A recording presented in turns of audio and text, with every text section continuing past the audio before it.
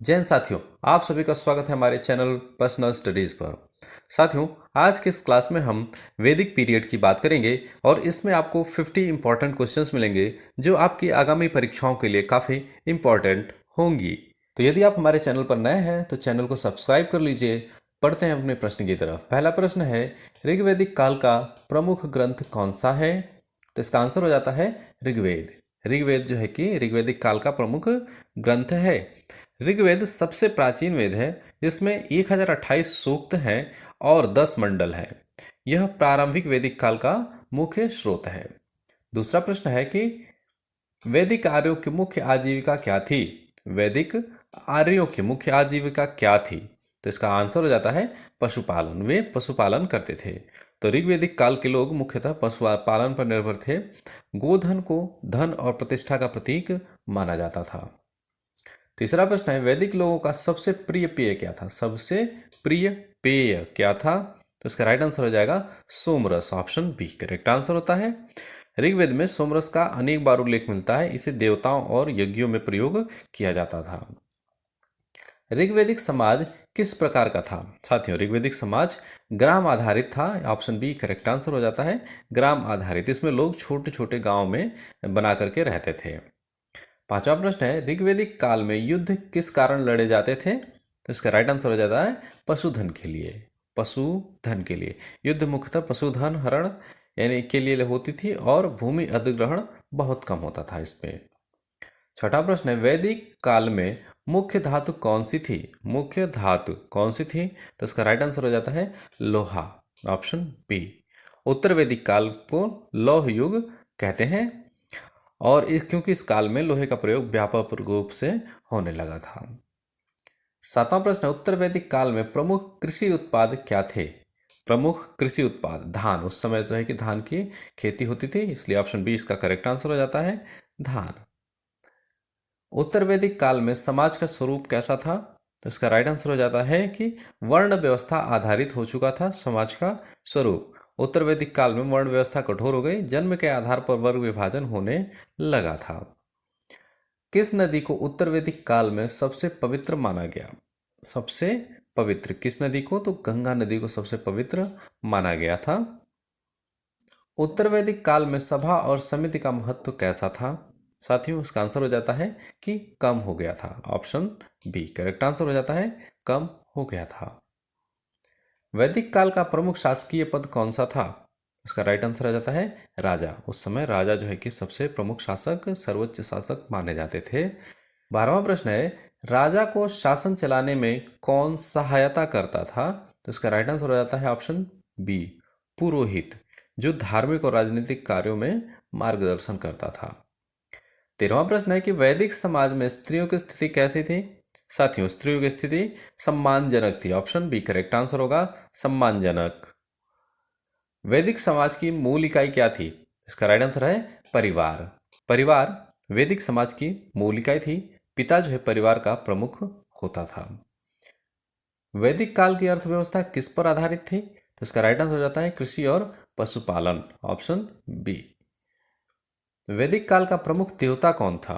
तो साथियों, इसका आंसर हो जाता है कि इंद्र वैदिक ऋग्वैदिक काल का प्रमुख देवता हुआ करते थे। यह वज्रपाणी था और शत्रुओं का संहार करता था। अग्नि देवता का महत्व किस रूप में था? तो इसका राइट आंसर हो जाता है यज्ञ देवता के रूप में अग्नि देवता का महत्व, और यज्ञ को आहुति के माध्यम से देवताओं तक पहुंचाती थी। उत्तर वैदिक काल में किस देवता का महत्व बढ़ा? तो इसका राइट आंसर हो जाएगा विष्णु का। उपनिषद किस विषय से संबंधित हैं? साथियों, उपनिषद दर्शन विषय से संबंधित है। इसमें जिसमें कि आत्मा, ब्रह्म और मोक्ष की चर्चा की गई है। सर्वे भवन्तु सुखिनः किस वैदिक विचार से जुड़ा है? इसका राइट आंसर हो जाएगा सार्वभौमिक कल्याण से जुड़ा है। उत्तर वैदिक काल में प्रमुख कर यानी कि टैक्स कौन सा था? तो इसका सही उत्तर हो जाता है कि बलि टैक्स था। ऑप्शन बी करेक्ट आंसर होगा। बलि एक प्रकार का धार्मिक कर था और इसे जनता द्वारा राजा को दिया जाता था, जिससे राज्य की आय बढ़ती थी। वैदिक काल में सबसे महत्वपूर्ण धातु कौन सी थी? इसका राइट आंसर हो जाएगा लोहा। Option A. उत्तर वैदिक काल में शिक्षा का प्रमुख केंद्र क्या था? उसका सही उत्तर है कि आश्रम।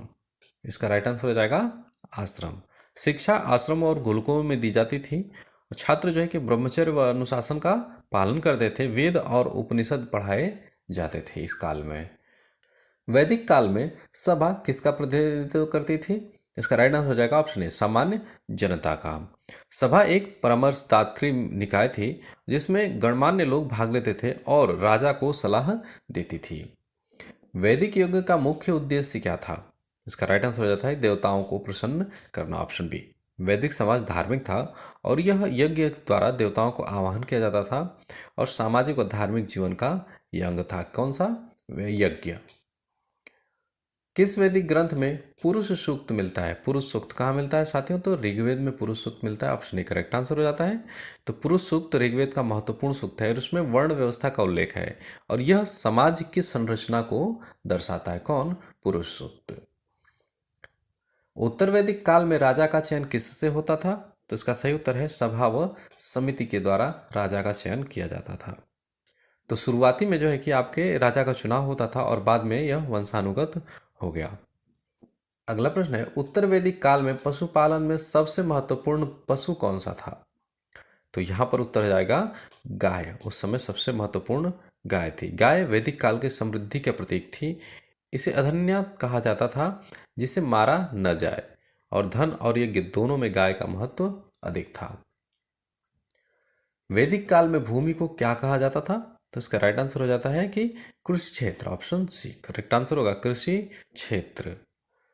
उत्तर वैदिक में सभापति किसे कहते थे? सभापति कौन था उत्तर वैदिक काल में? साथियों इसका आंसर हो जाएगा कि सभा का प्रमुख होता था सभापति।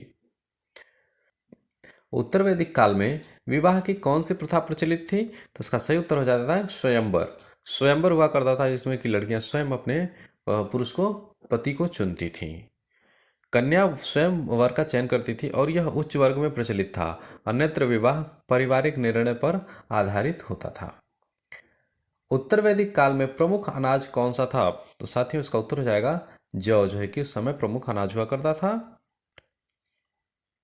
उत्तर वैदिक काल में स्त्रियों की स्थिति कैसी थी? तो इसका राइट आंसर है कि उच्च। उनकी स्त्रियों की स्थिति जो है कि उच्च होती थी। उत्तर वैदिक काल में किस नदी को नदियों की माता कहा गया है? तो सरस्वती नदी को नदियों की माता कहा गया है। वैदिक समाज में राजा का कार्य क्या था? तो इसका सही उत्तर हो जाएगा न्याय देना, ऑप्शन ए करेक्ट आंसर होता है न्याय देना। उत्तर वैदिक काल में विद्या की देवी कौन थी? तो साथियों उसका उत्तर हो जाएगा Saraswati, option B correct answer है। सरस्वती को ज्ञान और वाणी की देवी कहा गया है।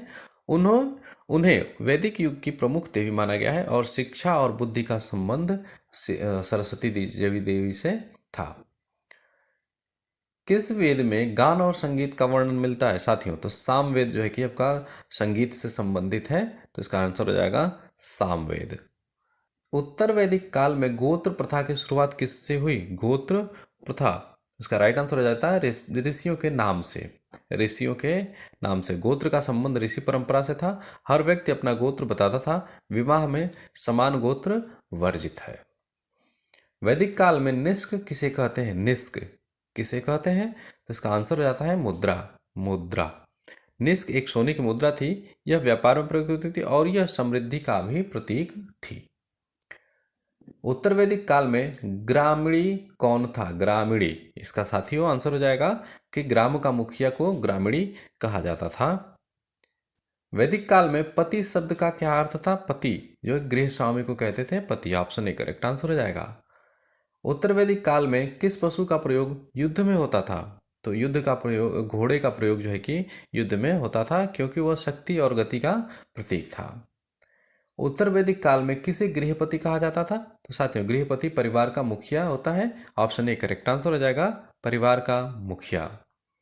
उत्तर वैदिक काल में समाज का सर्वोच्च वर्ण कौन सा था? तो इसका राइट आंसर हो जाएगा ब्राह्मण, ऑप्शन बी करेक्ट आंसर होता है ब्राह्मण। उत्तर वैदिक काल में किस वर्ण को द्विज कहा जाता है? द्विज किसको कहा जाता था? तो ये थे ब्राह्मण, क्षत्रिय और वैश्य, इनको द्विज कहा जाता था। द्विज का अर्थ होता है दूसरा जन्म। यह उपनयन संस्कार से मिलता था, शूद्र इसमें शामिल नहीं थे। उत्तर वैदिक काल में प्रमुख आर्थिक कार्य क्या था? तो इस समय सबसे मुख्य कार्य क्या था? तो वह कृषि था। कृषि के ऊपर ही जो है कि जीवन का आधार था और लोग लोहे के औजारों से खेती करते थे। और इस समय की जो मुख्य फसल थी वो जौ और चावल हुआ करती थी। उत्तर वैदिक काल में कौन सा अनाज नया जोड़ा गया? तो इसका आंसर हो जाता है चावल, ऑप्शन ए। उत्तर वैदिक काल में किसे विश्वकर्मा कहा गया है? साथियों, विश्वकर्मा जो है कि शिल्पकार को कहा गया है, ऑप्शन ए करेक्ट आंसर होता है शिल्पकार। उत्तर वैदिक काल में श्रमण आंदोलन का बीज किस विचार में आया था? श्रमण आंदोलन, तो इसका राइट आंसर हो जाता है कि यज्ञ विरोध, ऑप्शन ए करेक्ट आंसर होता है यज्ञ विरोध। महंग यज्ञों से असंतोष उत्पन्न हुआ, इसमें श्रमण परंपरा की शुरुआत हुई, बाद में बौद्ध और जैन धर्म विकसित हुए। उत्तर वैदिक काल सबसे प्रमुख ग्रंथ कौन सा था? उस समय का सबसे प्रमुख ग्रंथ क्या है? वह है उपनिषद, ऑप्शन ए करेक्ट आंसर होता है उपनिषद। उपनिषदों में दर्शन और आत्म ब्रह्म की चर्चा की गई है और इसको वेदांत भी कहा जाता है। इन्होंने भारतीय दर्शन की नींव रखी, किसने? उपनिषदों ने। तो साथियों, आज की क्लास में बस इतना ही। अगर हमारी क्लास पसंद आई हो तो इसे लाइक कीजिए, चैनल को जरूर सब्सक्राइब कीजिए। मिलते हैं अगली क्लास में। जय हिंद।